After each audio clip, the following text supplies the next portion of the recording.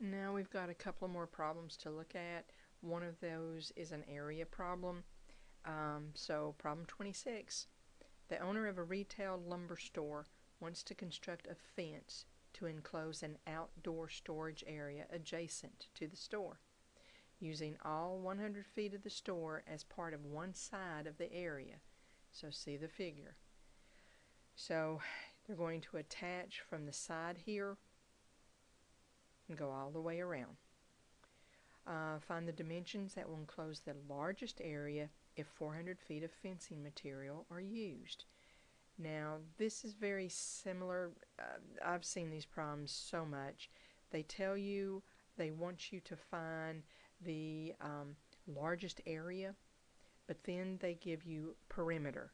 So this is a type of problem that is common when we're looking at optimizing something.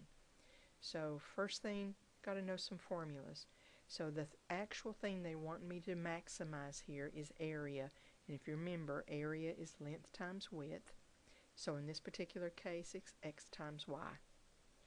Problem I have here is as long as I have two different variables, I can't get the derivative. I'm going to have to get the same formula or same letter so that I can get the derivative. So this is where perimeter comes in. So my perimeter here, remember they told me there's 400 feet of fencing. So let's see if you see where I come up with this. Using the perimeter information, I'm going to add all these sides together, which is what perimeter is. I've got x, I've got y, I've got x. So far I've got x plus y plus x. But now remember this side, they're going to use the back of the building, which is 100 feet long. So technically this side over here would be y minus 100 because I don't have to account for using the fence as long as it's attached to the building. So again, I've got 400 feet of fencing. There's my first x, my y plus my x, and then this side right here will be y minus 100. So simplify, I come up with this. Now, if you'll notice, I've got the same two variables up here that I have down here. So we need to solve for one of these variables. So why don't we just solve for y. So first thing I'm going to do is add 100 to both sides. Okay. Subtract 2x. And then divide everything by 2, and I'll have an equation in terms of y here. Well, here it goes. I'm going to substitute this piece right here, that 250 minus x, in place of y.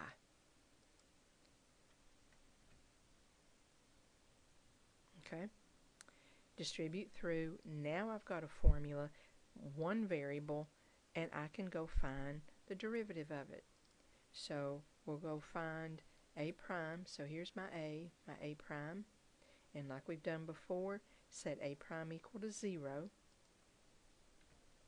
So x is going to be 125. Now remember, x being 125, that's going to be this side right here.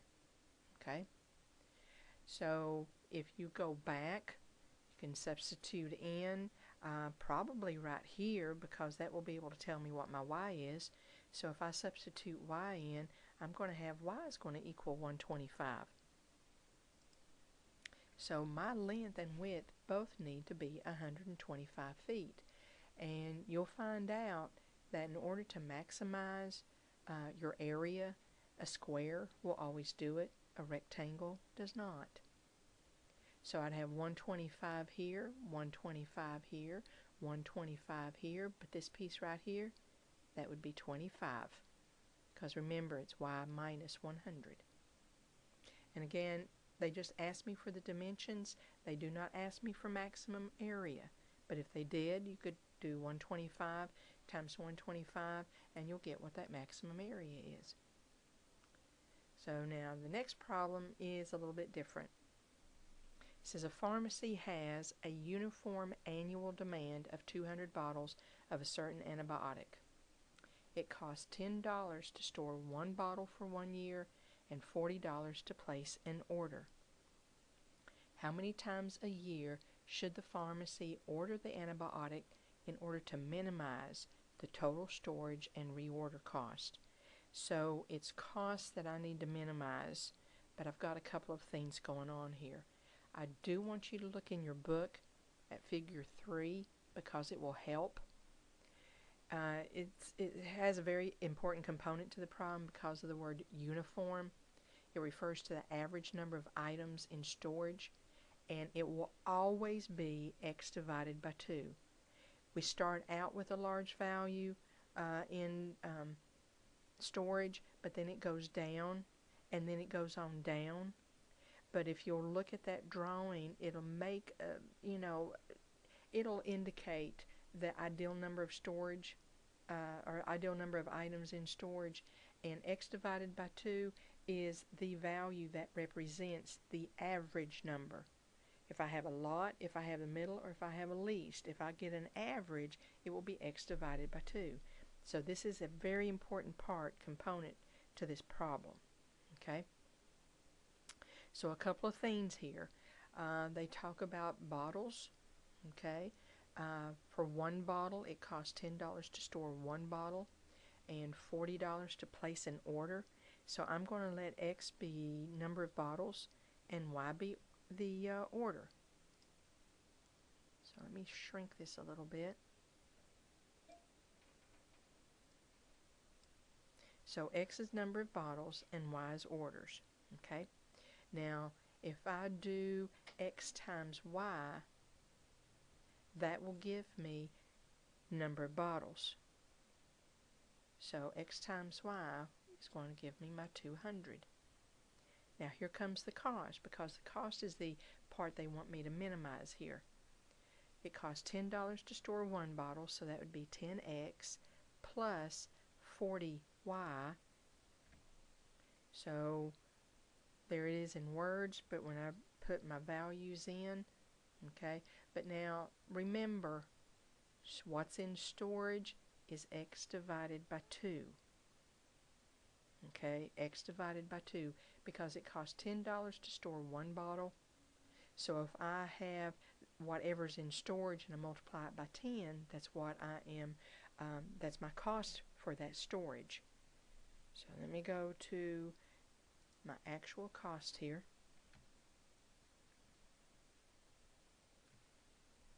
And guys, if they use the word uniform and it's so much per, so much money to store those items, well, what's in storage is going to be x divided by 2.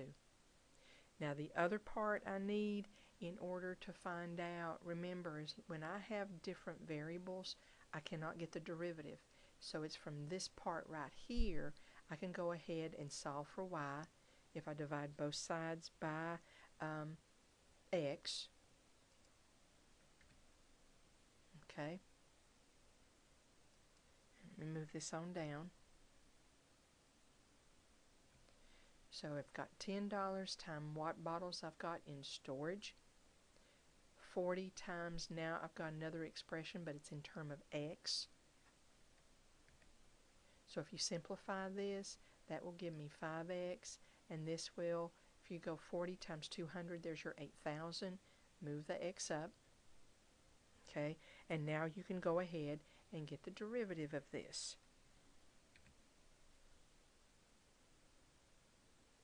We're going to set this equal to 0, which I've done on down here.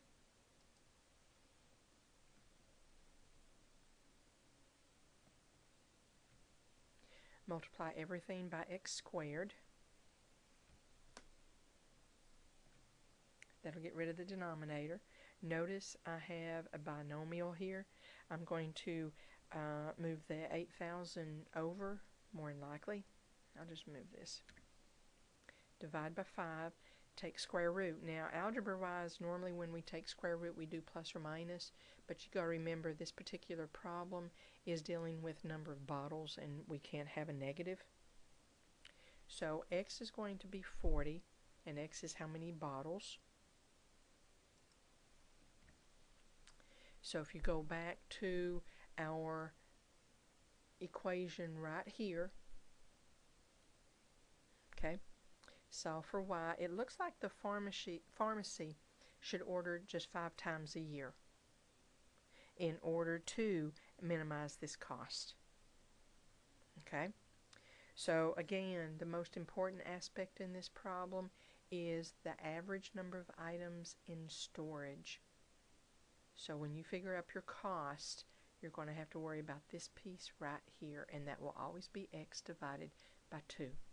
So try some of these problems and let me know how they go. And if you need it, let me know, because I can do more and I can send them out. Okay? Talk to you later.